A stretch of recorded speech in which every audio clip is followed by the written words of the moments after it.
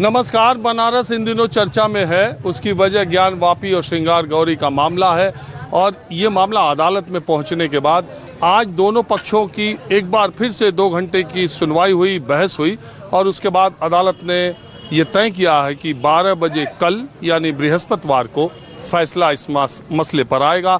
अदालत के सामने 2 चीज़ें हैं। पहली बात तो ये कि एडवोकेट कमिश्नर को बदला जाए या नहीं, और दूसरी बात ये कि वीडियोग्राफी किस पोर्शन की, किस हिस्से की ज्ञानवापी की कराई जाए। मैं इस वक्त लल्लापुरा बनारस में हूँ और बिल्कुल एक छोटी सी चाय की दुकान, चाय पकौड़ी की दुकान बनारस में आपको हर मोहल्ले, हर गली में मिल जाएगी। वहाँ पर कुछ बिल्कुल आम लोग हैं और ये पूरा इलाका मुस्लिम इलाका है। तो मैं ये जानने के लिए कि दरअसल बनारस के मुसलमानों में इन दिनों माहौल क्या है, यहाँ से बात शुरू करता हूँ। बनारस के अलग अलग हिस्सों तक आपको ले जाता हूँ। सबसे पहले आप मुझे बताइए कि ये सब क्या माहौल है। आपने पूछा माहौल क्या है, तो एक शेर है ना कि इफलास ने बच्चों को इतना संजीदा कर दिया है, सहमे हुए से रहते हैं, शरारत नहीं करते। तो वही कैफियत है। उसी शेर की रोशनी में आप पूरा माहौल देखिए।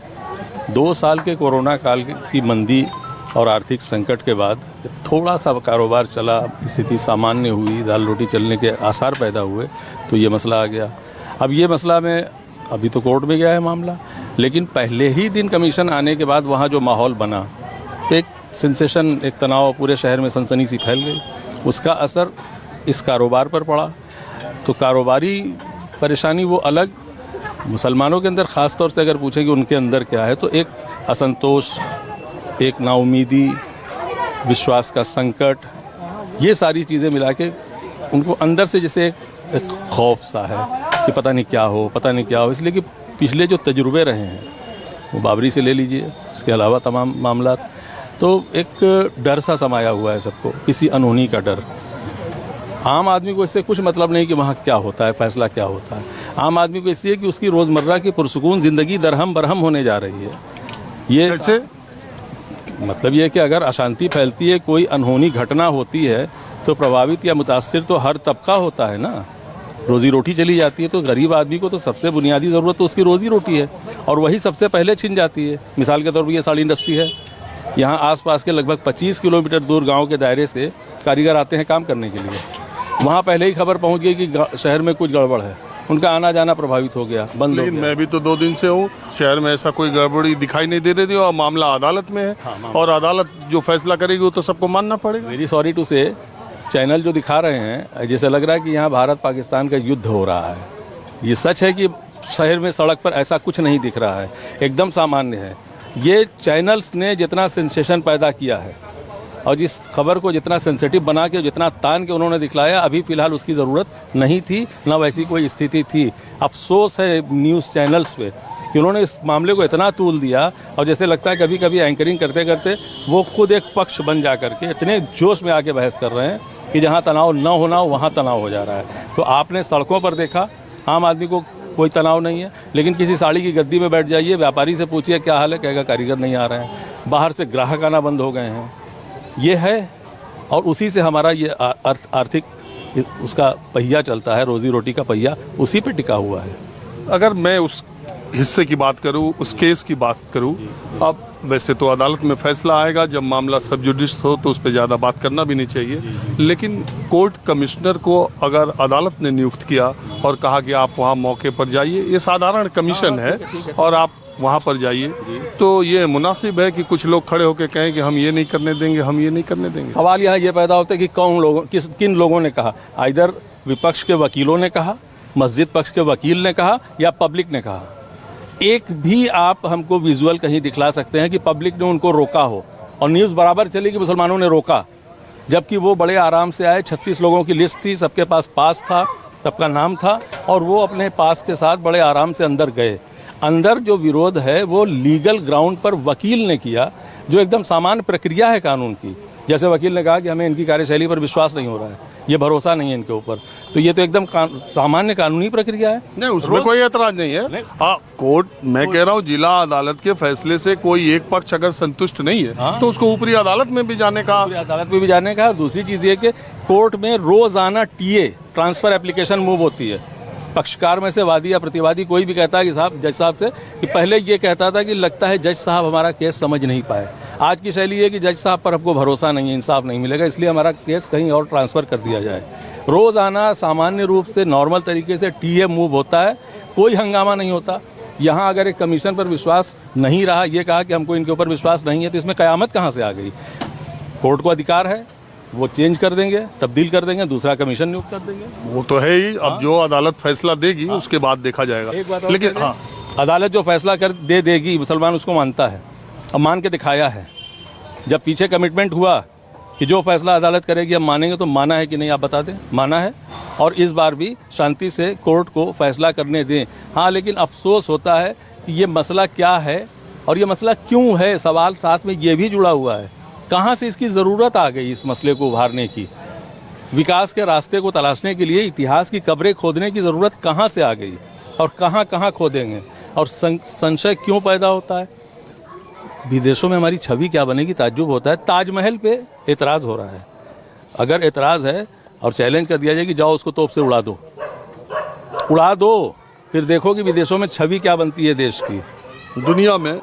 दुनिया के जितने लोग, आपकी बात से आगे मैं बात कहता हूँ, दुनिया के जितने लोग भारत आते हैं, एक अनुमान के मुताबिक हर तीसरा विदेशी ताजमहल देखने जरूर जाता है या उसकी इच्छा होती है। और दुनिया की नामचीन इमारतों में उसके बारे में कहने की कोई ज़रूरत नहीं है, ताजमहल का जिक्र आता है। बहरहाल मैं बात सिर्फ मुसलमानों के बीच में अभी ये कर रहा हूँ कि उनके बीच में माहौल क्या है। आपका नाम क्या है? वजीहुद्दीन।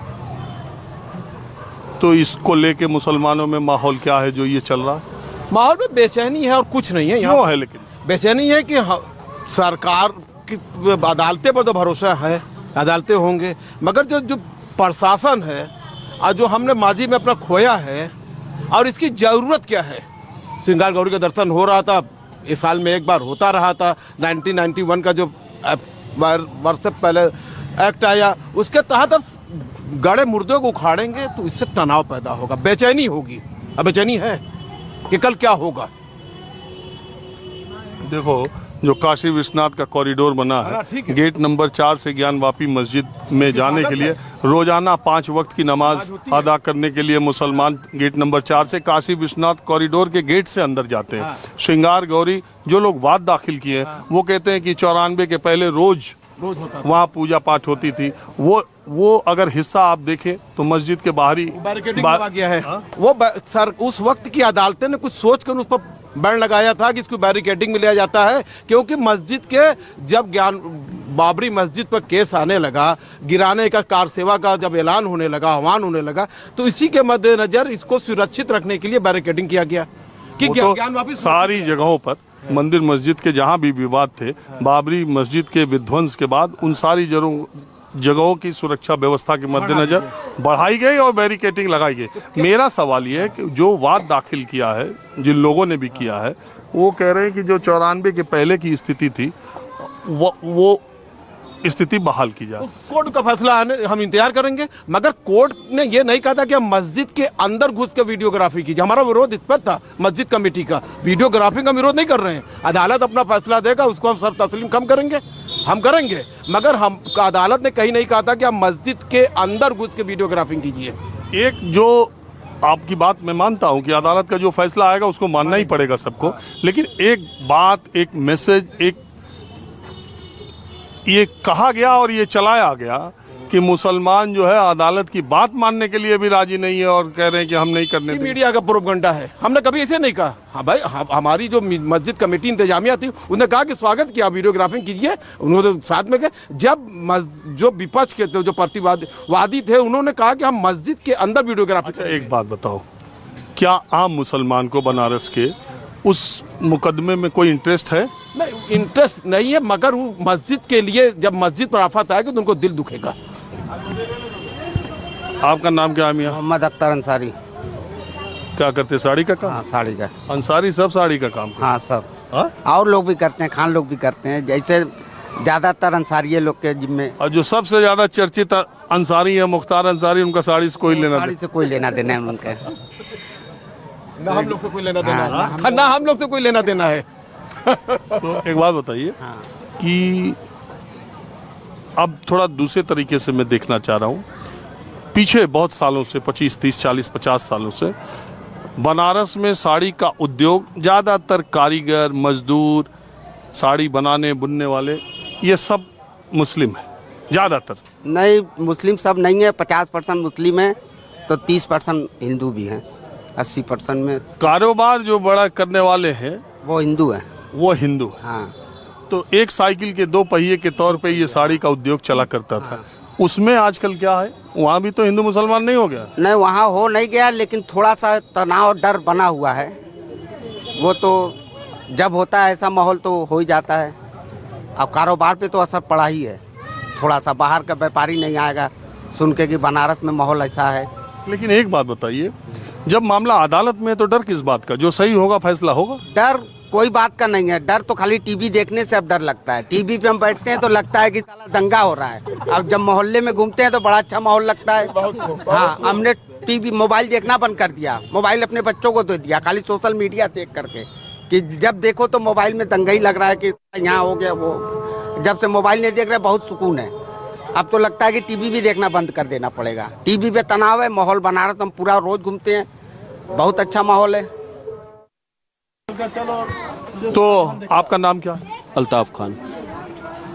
तो आप अल्ताफ जी, मेरा सवाल ये है कि ज्ञान वापी श्रृंगार गौरी फिर समाचारों में है, सुर्खियों में है, बनारस एक बार फिर चर्चा में है। ये बनारस, आपको लग रहा है कि ये विवाद बनारस की छवि को, बनारस की स्थिति को, बनारस की शांति को नुकसान पहुंचाएगा, या अदालत में है जो आएगा देखा जाएगा? सर देखिए, पहले तो मैं मंदिरों में भी जाता था, और एक मंदिर है आपका जहाँ भंडारा चलता है, आपका क्या नाम है, अन्नपूर्णा मंदिर, वहाँ बैठ के भी मैं पहले भोजन कर लेता था। लेकिन अब मंदिरों में जाने से डर लगता है, क्योंकि नाम पूछा जाएगा और फिर इसके बाद ये ना हो कि आप आतंकवादी हो। मुसलमान को अब आतंकवाद से जोड़ दिया जा रहा है। किस मंदिर में? नाम तो किसी मंदिर में पूछा नहीं जाता। बिल्कुल। आप डरते हो, ये अलग बात। नहीं सर, पहले क्या था, आदमी बेधड़क जाता था, और अब तो डर लगता है क्योंकि लिंचिंग इतना ज़्यादा हुआ। और जो मेन मुद्दा है महंगाई का, उस मुद्दे से तो कोई बात ही नहीं कर रहा है। आप पेट्रोल डलवा रहे हो 106 रुपये, 107 रुपये लीटर। आपको नहीं लगता कि कितना पेन हो रहा होगा आम जनता को? ये मंदिर मस्जिद अगर रोजगार दे रही है तो आप मंदिर ही बनवाइए, सब जगह छोड़ दीजिए, सारे मस्जिद गिरा दीजिए, मंदिर बनाइए। अगर रोजगार दे रहे हो तो आप हमको रोजगार मत दीजिए, अपने हिंदू भाइयों को तो देंगे ना, उनके जरिए मैं कमा लूँगा। भाई हम लोग पंचर बना के भी कमा सकते हैं, हम लोग रिपेयरिंग करके कमा सकते हैं, लेकिन अपने हिंदू भाइयों को तो कम से कम रोजगार दीजिए। अरे मिस्त्री तो सब मियाँ हैं। आप एसी बनवाने जाओ, कार बनवाने जाओ, बाइक बनवाने जाओ, आप कोई चीज बनवाने जाओ, आप अपने घर इलेक्ट्रीशियन बुलाओ, आप प्लम्बर बुलाओ, आप कुछ भी बनाओ, हजामत भी बनवाओ, तो ज्यादा मुसलमान मेरे हिंदू भाइयों को ही आप नौकरी दो, हम लोगों को नौकरी मत दो। हम लोगों का रिस्क देने वाला ऊपर वाला है, हम लोग कहीं भी रहेंगे रोजगार मिल जाएगा हम लोगों को। आप हमारे हिंदू भाइयों को दीजिए रोजगार, लेकिन मंदिर मस्जिद में उलझा कर अपने आपसी भाईचारे को आप खत्म मत कीजिए। अच्छा, एक बात मैं खुले तौर पे आपसे पूछता हूँ।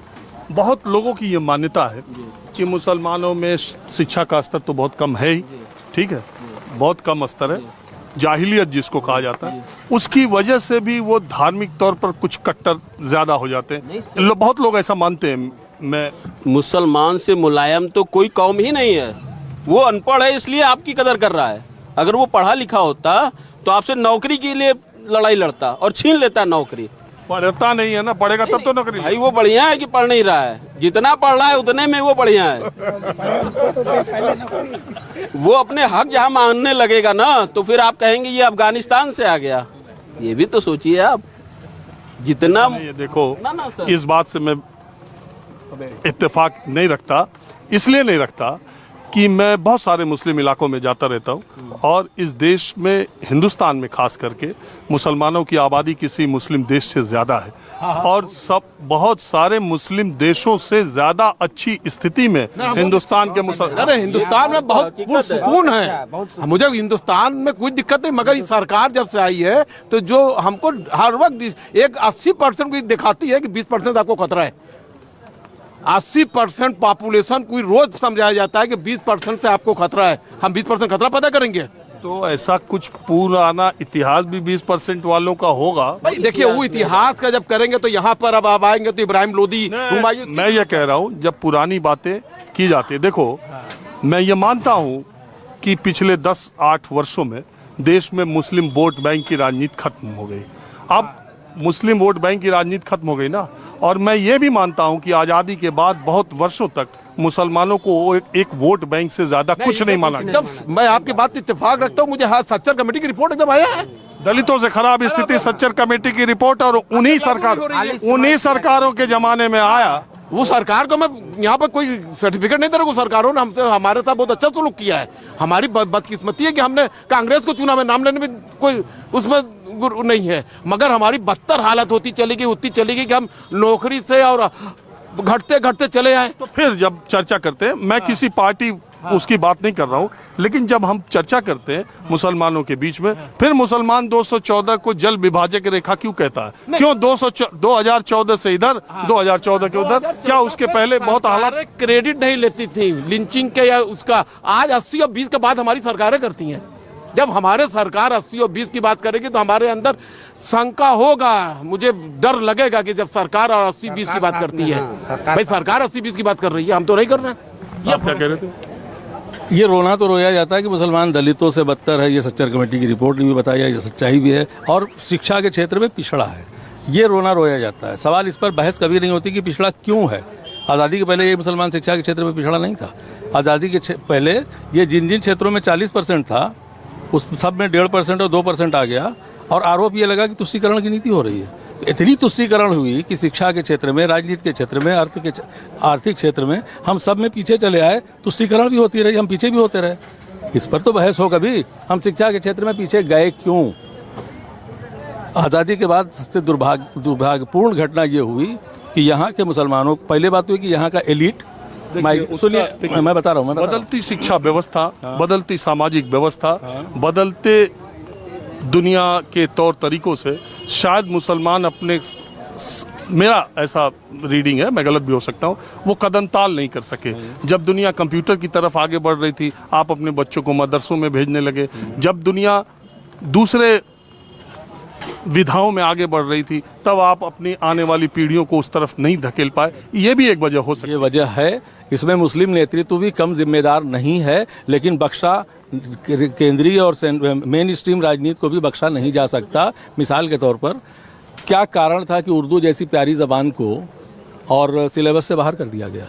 क्यों? सारा मसला यहीं से शुरू हुआ कि उर्दू को मजहब से और कौम से जोड़ दिया गया और सिलेबस से बाहर कर दिया गया। जो नियुक्त, सुनिए, नहीं इस बात से बात सुनिए, आप बात सुनिए, बड़ी अच्छी बातचीत रही, मुझे उम्मीद नहीं थी। एक बार मैं इस इलाके के जो लोग खड़े हैं, मैं एक बार आपको दिखाना चाहता हूं कि मैं किस तरह की दुकान पर आया था और मैं किस तरह के लोगों के बीच से बातचीत शुरू किया था। आपको लग रहा होगा कि बिल्कुल एकदम साधारण सी चाय की दुकान है, और जिस पर बैठे लोगों ने जो बातें की वो अलग अलग तरीके की बात की, चर्चा अच्छी रही। लेकिन एक बात मैं ये कह दूं कि हिंदी और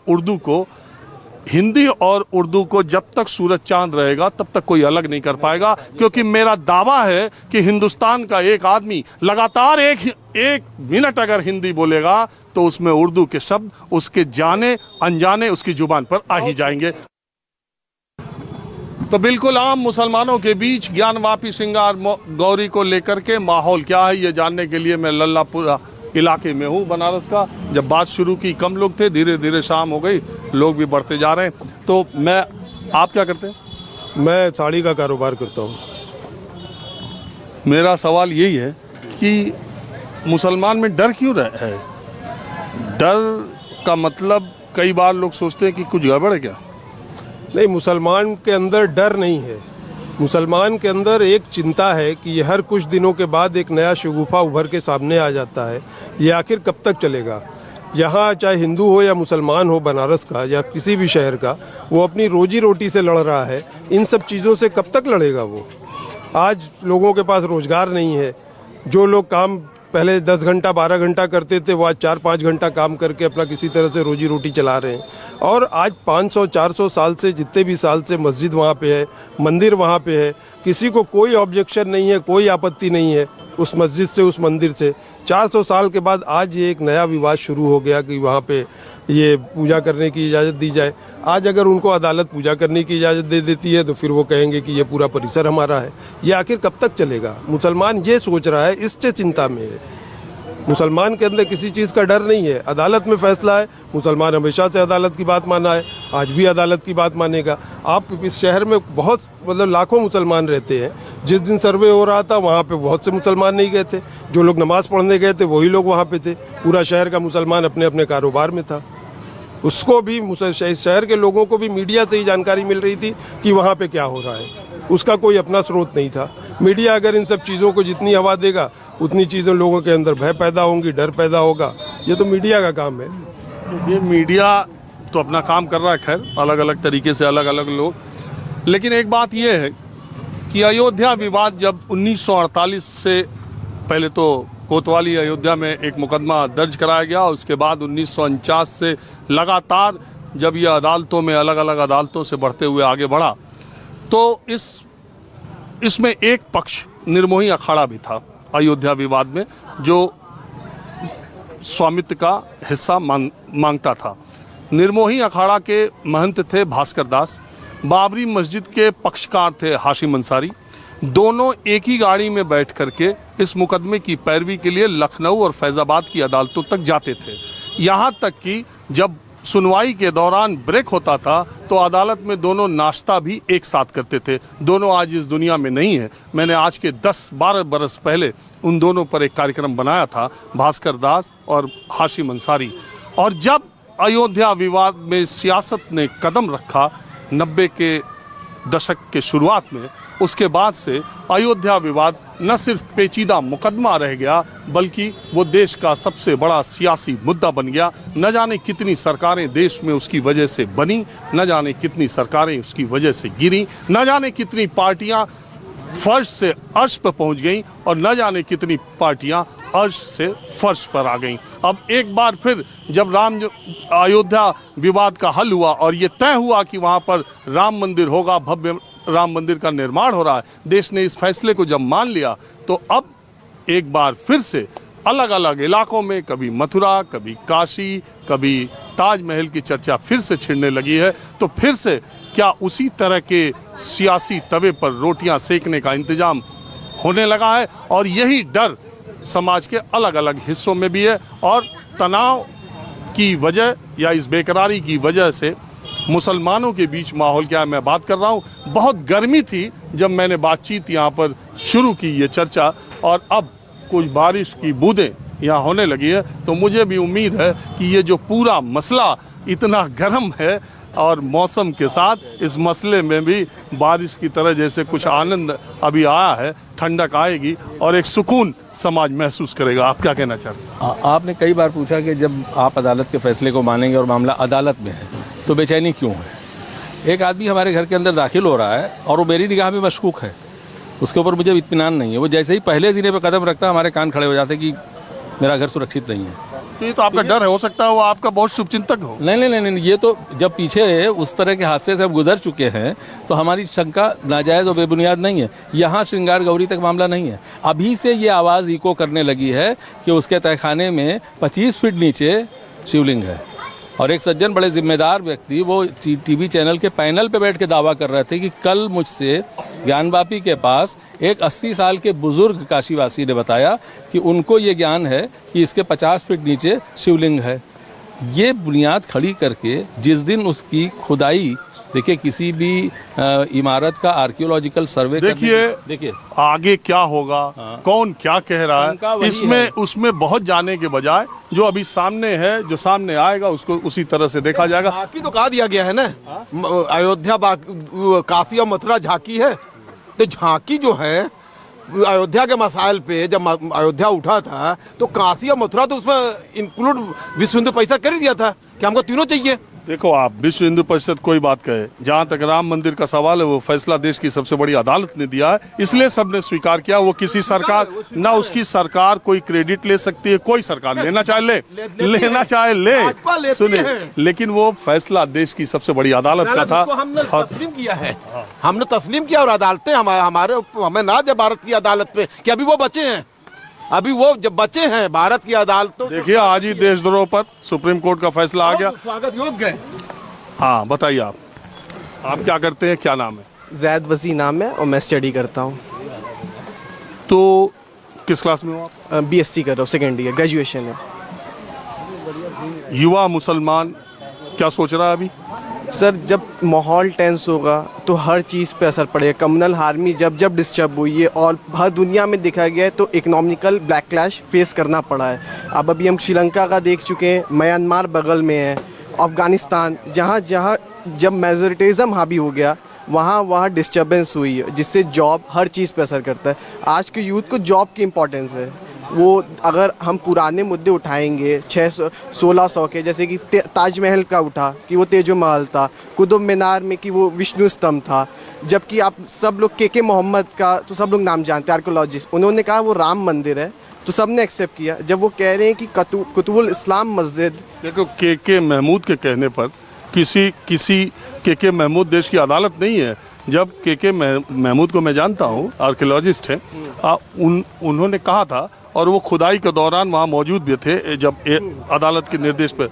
के महमूद के कहने से जब इस अदालत ने तय किया तब देश ने माना है। मैं सिर्फ आपसे ये जानना चाहता हूँ, आप पीछे धर्म के मामलों में युवाओं के बीच में क्या इनको लेकर के चर्चा है, इन मुद्दों को लेकर, या महंगाई, रोजगार, आर्थिक विकास, प्रगति, ये भी कोई मुद्दा है? सब मुद्दा जो होना चाहिए यूथ के बीच में वो है नहीं अभी। एक आप जब सोशल मीडिया में जाएंगे, आप ट्विटर ओपन करेंगे या फेसबुक ओपन करेंगे तो आपको ज़्यादा इकनॉमी एम्प्लॉयमेंट से ज़्यादा आपको कम्युनल पोस्ट ज़्यादा दिखेंगी। आप जो अलग अलग पार्टीज़ के अलग अलग विंग हैं वो यूथ को लेके क्या कर रहे हैं, मोबिलाइज कर रहे हैं, यूथ को रेडिकलाइज कर रहे हैं। आप हर जगह देखेंगे यूथ आगे है। आप जहाँ पर भी किसी के साथ भी अभी जितने भी कम्युनल रॉयट्स हुए उसमें आपको एजेड लोग कम, यूथ ज़्यादा दिखे। और मगर आज तक कभी भी टीवी चैनल्स में भी यूथ को लेके डिबेट नहीं हुई है। मंदिर और मस्जिद को लेके डिबेट हुई है। तो यूथ समस्या, अपनी प्रॉब्लम नहीं फाइंड कर पा रहा है कि हमारा क्या है, वो अभी समझ नहीं पा रहा है कि हमको करना क्या है। उसको यही चीज़ 10-15 साल बाद समझ आएगी, जब उसके पास खाने को नहीं रहेगा, जब आप इकनॉमी नीचे होती जा रही है, जॉब क्राइसिस होता जा रहा है। तो आज तो अच्छा, जब सबको धर्म की बातें अच्छी लगती हैं, जब पॉलिटिक्स रिलीजन पे होती है तो लोग अपना आगे लेके चलता है कि हम आगे रहेंगे, वैनगार्ड बनाना चाहता है अपना, मगर वो उसको उस वक्त तक अच्छा लगता है। मगर जब आपके इकनॉमी पे, जब आपके जेब पे बात आएगी तब आपको समझ आएगा क्या गलती कर रहे थे। ये हमेशा आप हर जगह का एग्जांपल देख सकते हैं, जहाँ जहाँ कम्युनल, हमेशा लोग कम्युनल ज़्यादा होते हैं। रिलीजन पे हमेशा कभी आप ये नहीं देखेंगे कि एम्प्लॉयमेंट को लेके कहीं पर धरना दिया गया हो या कहीं पर सरकार बदल दी गई एम्प्लॉयमेंट को लेके, नहीं। आप रिलीजन, रेस, कास्ट पे सरकारें बदली गई हैं और अभी भी रिलीजन के नाम पे ही सरकारें बन रही हैं। नए बच्चे ने काफ़ी अच्छी बात की, मुझे उम्मीद नहीं थी कि तो आप इतनी जानकारी रखते होंगे।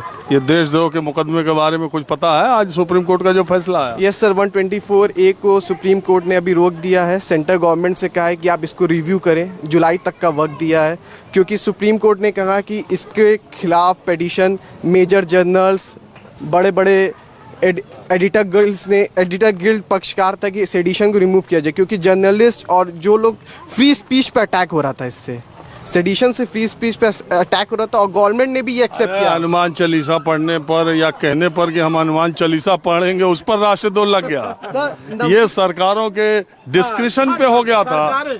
सरकारें हाँ, जिसकी भी सरकार हो, ये किसी एक की बात नहीं है, सरकारों के डिस्क्रिप्शन पे हो गया था। सबने इसका दुरुपयोग किया है। हनुमान चालीसा पढ़ने की वजह से राष्ट्रद्रोह का मुकदमा सुप्रीम कोर्ट ने उस पर रोक लगाया है। हाँ, अगर चलिए, मुझे अच्छा है कि आज ही का फैसला दोपहर का है। आप लोगों को मालूम है। आपका नाम क्या है? मैं थोड़ा युवा मुसलमानों के बीच में माहौल क्या है, आपका नाम क्या, आप क्या करते हैं? समीर, जनरल स्टोर शॉपकीपर हूँ। हाँ। और 4 साल मैंने प्रिपरेशन किया था और इस समय जर्नलिज्म का स्टूडेंट भी हूँ। अच्छा, लेकिन क्या इस समय यही मुद्दा है? यही मुद्दा है। जिस समय यहाँ विवाद चल रहा है, 50 रुपया सिलेंडर का बढ़ गया ना है, रुपया सबसे निचले स्तर पर, वो एक अलग, उस पर भी आएंगे, वो इससे जुड़ा है। पहले आप वो उस पर आएंगे। अभी पहले मेन मुद्दे पर देखिए, लोकल लोगों को ये नहीं मतलब, जो इलिटरेट हैं उनको इससे नहीं मतलब है कि हमारा रुपया डॉलर के मुकाबले कहाँ है। उनको सिलेंडर बढ़ा, 50 रुपया बढ़ गया, ये समझ में आया फैक्ट, बात समझिए। उनको ये फैक्ट समझ में आया 50 रुपया बढ़ गया। आप कहेंगे जीडीपी, रोजमर्रा के खर्च, आप कहेंगे जीडीपी, तो उनको जीडीपी का फुल फॉर्म ही नहीं पता, उनको क्या मालूम जीडीपी क्या है। मेन मुद्दे बात करेंगे, 50 रुपया सिलेंडर में बढ़ गया, आटा 20 से 28 हो गया, जो टीवी डिश चैनल 100 रुपये में देखते थे अब उसका 400 पे कर रहे हैं। इनकमिंग कॉल पहले फ्री होता था, अब उसका इनकमिंग कॉल कोई फ्री नहीं है, आपको मालूम होगा। आप 1 महीना रिचार्ज नहीं कराएंगे, आपका एक्टिवेशन ख़त्म हो जाएगा। ये सब चीज़ें जो बदलाव आई है, ये मुद्दा है। 4 साल प्रिपरेशन करके 12 साल कहीं मेडिकल में डिस्क्वालीफाई हुए, कहीं वैकेंसी नहीं होने की वजह से डिस्क्वालीफाई हुए, ठीक है, अब जाके पत्रकारिता के लाइन में जा रहे हैं। तो कहने मतलब क्या मुद्दा, अब ये तय कर लिया जाए। बड़ी बात बताते हैं, आप चतुर्थ स्तंभ है ना, चौथा खंभा आपको कहा गया है। आप जब ये, आपको तो ये मुद्दा पूछना ही नहीं चाहिए, आके डायरेक्ट पूछना चाहिए कि बताइए 50 रुपया सिलेंडर का इंक्रीज हो गया, अरे बढ़ गया, ये लोगों में क्या सोचा है? अरे भाई, महंगाई की बात हम लगातार उठाते रहते हैं। आटा आज तक के सबसे महंगे भाव पर आटा इस वक्त बिक रहा है। सवाल ये है कि जो मेन मुद्दे हैं जिन पर चर्चा होनी चाहिए उस पर चर्चा कम होती है। तो क्या इस तरह के मुद्दे असली मुद्दों से भटकाव के लिए सामने लाए जाते हैं, ये भी एक बड़ा सवाल है। आप क्या कहना चाह रहे हैं, बोलिए। जी, मेरा नाम अली अब्बास है। तो आप सवाल करिए तब तो हम बताएं आपको। तो आपको क्या लगता है कि ये सब जो बीच बीच में मुद्दे आते हैं, ये क्या मूल मुद्दों से भटकाव के लिए जनता भटक भी जाती है, या इनकी तवज्जो जनता में भी मूल मुद्दों से ज़्यादा है, जनता को भी इंटरेस्ट इसी में ज़्यादा है, अपने मूल मुद्दों में कम है? दरअसल आपने जो भी बात कही कि मूल मुद्दे से भटकाना, दरअसल ये 2014 से ही हो रहा है, कोई आज से नहीं हो रहा है। जब 2014 में स्मृति ईरानी से मदद मांगा था और आपके हैदराबाद यूनिवर्सिटी का लड़का फांसी लगाकर मर जाता है, तो कैमरे का रुख उठाकर उधर से जेएनयू की तरफ किया गया था। तो इसी तरह जब भी कोई भी मुद्दा अगर देश के अंदर आया है, लेकिन मैं इस बात से आपके, क्या देश में सारी फसाद, सारी दिक्कतें, सारी मुश्किलात, सारी ये चीज़ें 2014 और प्रधानमंत्री नरेंद्र मोदी के बनने के बाद से ही आई है, मुसलमान ये मानता है? नहीं, ऐसा तो नहीं है। दिक्कतें का सामना तो हर दौर में किया गया है, लेकिन 2014 से कुछ ज़्यादा ही हो गया है। जो मेन मुद्दा होनी चाहिए वो हमारे पास नहीं है। और आपने कहा कि माहौल क्या एक लेकर आए हैं, तो अल्लामा इकबाल ने जब एक शेर लिखा था कि आबरूए गंगा वो दिन है याद तुझको, उतरा तेरे किनारे जब कारवां हमारा, तो यहाँ का माहौल बनारस का जो है वो अल्लामा इकबाल जब उन्होंने देखा, महसूस किया, तो तभी ना ये शेर को लिखा होगा। तो तब से लेकर आज तक ये माहौल चला आ रहा है। मेरी समझ से हर वो काम जो समाज में नफरत या बंटवारा पैदा कर रहा है, तो वो व्यक्ति, वो संस्था अपनी जिम्मेदारियों का निर्वहन ठीक से नहीं कर रहा है। एक शेर बनारस के बारे में एक शायर ने लिखा है कि मिट्टी भी जहाँ का पारस है, उस शहर का नाम बनारस है। तो बनारस के बारे में ऐसी ऐसी बातें कही गई है। नज़ीर बनारसी यहाँ के बहुत बड़े शायर थे। बनारस यहीं के उस्ताद बिस्मिल्लाह खां, जिन्हें भारत रत्न भी मिला, शहनाई वादक, वो गंगा में वजू करके काशी विश्वनाथ के आंगन में शहनाई का रियाज किया करते थे, और वहाँ से निकल करके उन्होंने दुनिया में बनारस का परचम फहराया। और बार बार वो कहते थे कि दुनिया के किसी इलाके में मैं बस जाऊँगा, लेकिन बनारस के घाट और ये मंदिर के घंटे मुझे कहीं और नहीं सुनाई देंगे, इसलिए मैं बनारस छोड़ नहीं सकता। उसी बनारस में इन दिनों ज्ञानवापी श्रृंगार गौरी को लेके समाज के 2 हिस्सों में 2 तरह की बातें हैं। मुसलमानों के बीच से माहौल क्या है मैंने आपको दिखाया। फैसले के बाद बनारस से एक बार फिर माहौल क्या है लेकर मैं हाजिर हूँगा। कैमरामैन उमेश सिंह के साथ राजीव रंजन, न्यूज़ 24 बनारस।